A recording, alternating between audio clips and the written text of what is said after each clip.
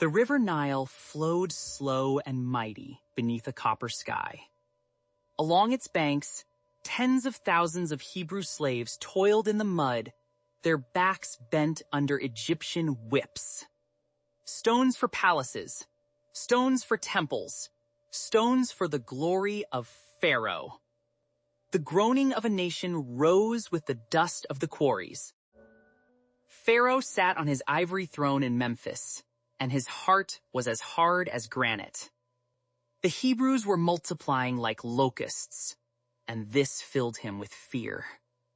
He summoned his counselors and issued a decree that echoed through the streets like a death knell. Every newborn Hebrew son must be thrown into the Nile. 2 midwives, Shiphrah and Puah, stood in the dim light of a brick birth chamber. Pharaoh's command burned in their ears, but their fear of God burned deeper. They let the baby boys live. When Pharaoh summoned them, they bowed their heads and answered that the Hebrew women were too vigorous. They gave birth before the midwife could arrive. In the shadow of that deadly decree, Jochebed gave birth to a son. She saw that he was exceptionally beautiful, a child with eyes that seemed to understand the world. For 3 months, she hid him in her house of mud and straw. Her heart pounded at every sound from the street. Every cry of the baby could mean the end. But a 3-month-old child cannot be hidden forever. Jochebed took a basket made of papyrus, coated it carefully with tar and pitch so that not a single drop of water could enter. She laid her little son in the waterproof basket, kissed his forehead, and placed the basket among the reeds at the edge of the Nile. Her daughter Miriam stayed at a distance, watching, her eyes fixed on the reeds. The morning sun broke over the Nile. Pharaoh's daughter came down the steps to the river. Pharaoh surrounded by servant girls with fans of ostrich feathers. The water sparkled around her ankles as she noticed the basket drifting among the reeds. She sent a servant girl to fetch it. When she opened the lid, a crying Hebrew baby looked up at her. Her heart broke open. Miriam stepped out from the shadow of the reeds, her voice calm, but her hands trembling. She asked the princess if she should go and find a Hebrew nurse. The princess nodded. Miriam ran, faster than she had ever run, and brought back her own mother. Jochebed received her son back in her arms with silver coins, protection, under royal. The child grew up between 2 worlds. His earliest years he drank the milk, the songs, and the faith of his Hebrew mother. When the boy was old enough, Jochebed brought him to the palace. Pharaoh's daughter named him Moses, for she had drawn him out of the water. Marble pillars, golden bowls, priests with shaven heads. This became his home.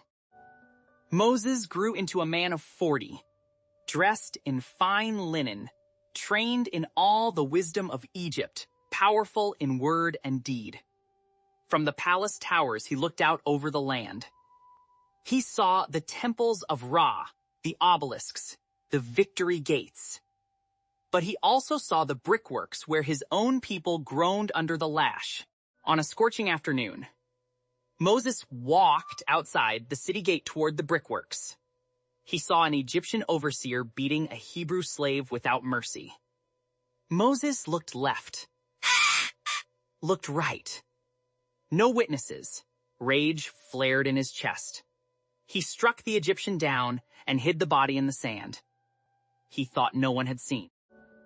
The next day he saw 2 Hebrews fighting.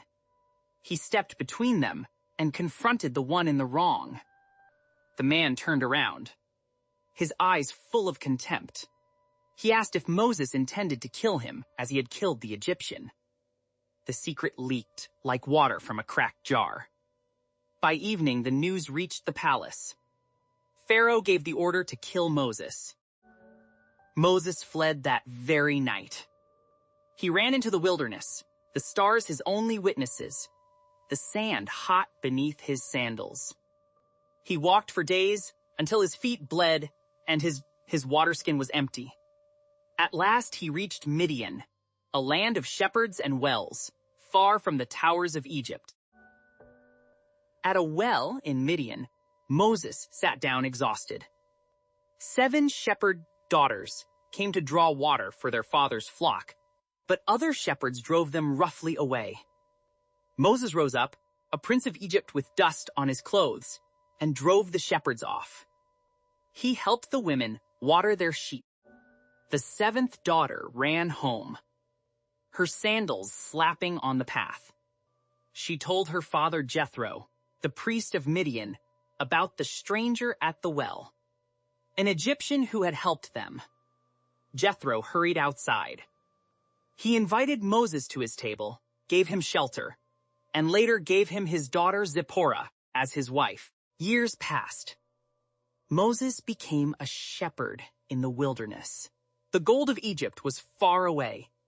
His hands grew calloused from the shepherd's staff. He led Jethro's flock through dry valleys and over steep mountain passes, deeper and deeper into the desert.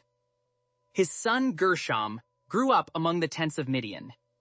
Life was quiet, hard, and simple. One day, Moses drove the flock beyond the wilderness to Mount Horeb, the mountain of God. The sun blazed on the rocks. The silence was as deep and old as the earth itself. Suddenly, he saw something that nailed his feet to the ground. A bush was on fire, but it was not being consumed. The flames danced, yet the branches stayed green. The leaves did not curl. The fire burned and burned and burned, and the bush remained whole. Moses whispered to himself that he must go closer. He wanted to investigate this strange sight. He took off his sandals, for he was standing on holy ground.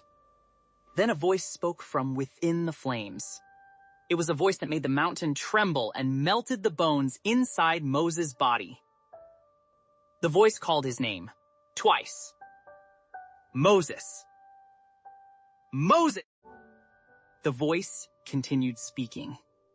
He was the God of Abraham, the God of Isaac, the God of Jacob.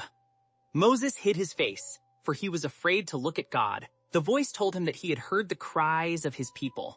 He had seen their oppression. He knew their suffering, and he had come down to rescue them. Then fell the words that would haunt Moses to his grave. God said,